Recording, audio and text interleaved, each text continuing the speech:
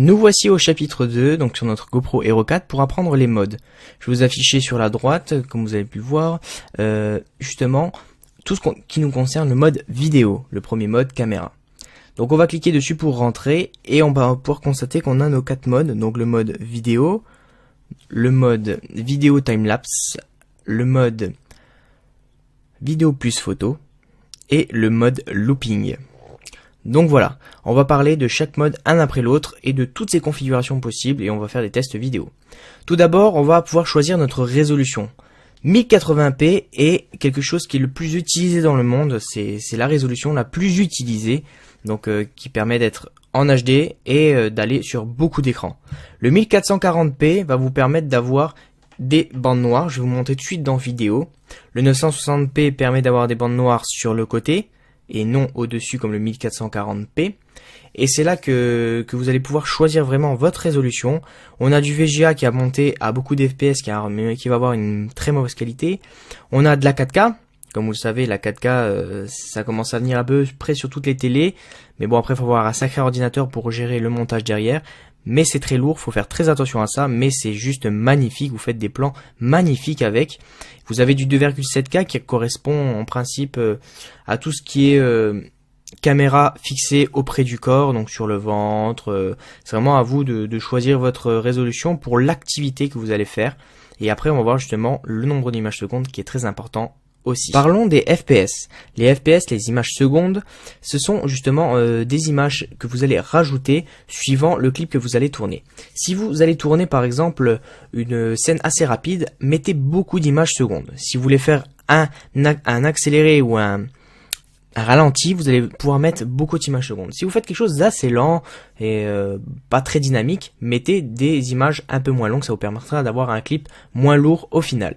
Et comme vous pouvez le voir, en 720p, je peux monter à 240 images secondes pour me faire des gros ralentis. Petit exemple. Regardez, je suis en 1080p, 30 images secondes. Je fais un ralenti. On peut voir un léger saccadement. Donc ça saute, on va dire, sur l'image. On voit vraiment que les images passent image par image. Maintenant, on va le faire la même chose, mais avec du 120 images secondes. Regardez la différence. On verra aucune saccade dans la vidéo. On va voir justement que c'est très fluide. Ça, c'est grâce aux images secondes qu'on a attribuées à la résolution. Donc voilà. Après, c'est à vous de choisir suivant les plans que vous allez réaliser et suivant le montage que vous allez réaliser tout simplement. Passons du FPS au point de vue. Donc le point de vue, vous en avez 3, suivant la résolution et les FPS que vous donnez à votre GoPro. Vous avez le wide, donc le grand angle, le narrow, le petit angle et le medium. Je vais vous expliquer tout ça en vidéo, ce sera peut-être un peu plus simple pour vous, mais le mode le plus utilisé est le mode wide, le mode grand angle, ce qui permet d'avoir 7 arrondis avec la GoPro. Regardez, je suis en mode wide, je vais passer en mode medium, ça va me faire un léger zoom. Et en mode narrow, un gros zoom, ce qui va vous permettre de faire des plans plus rapprochés quand vous êtes assez loin. Passons au mode low light.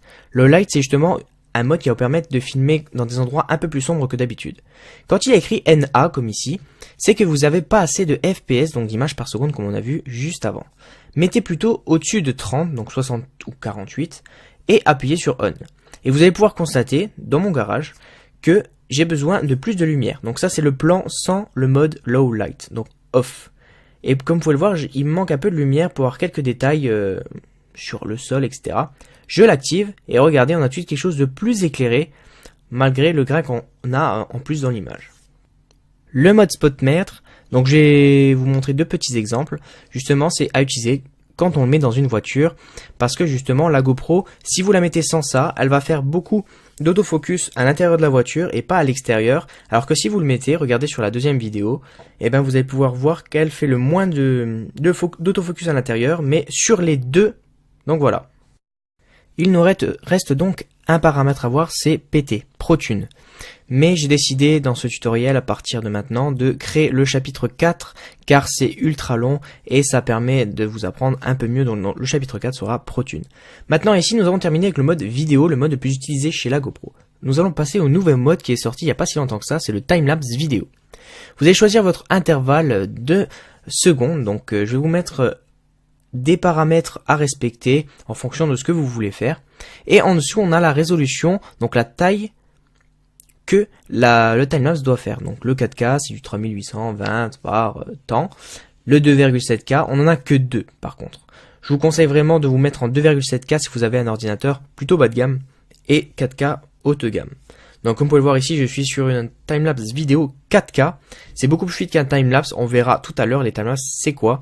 Et c'est justement avec des photos et non des vidéos. Donc voilà. Maintenant passons aux vidéos plus photos.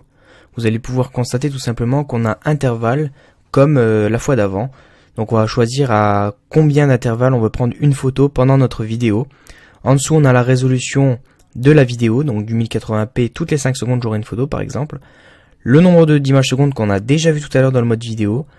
L'ouverture en wide, comme on a vu déjà tout à l'heure dans la vidéo.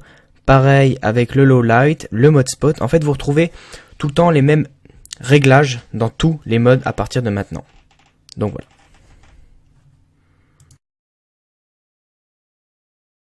Maintenant, nous allons passer au mode looping. Donc c'est un mode plutôt en boucle, on va dire en français.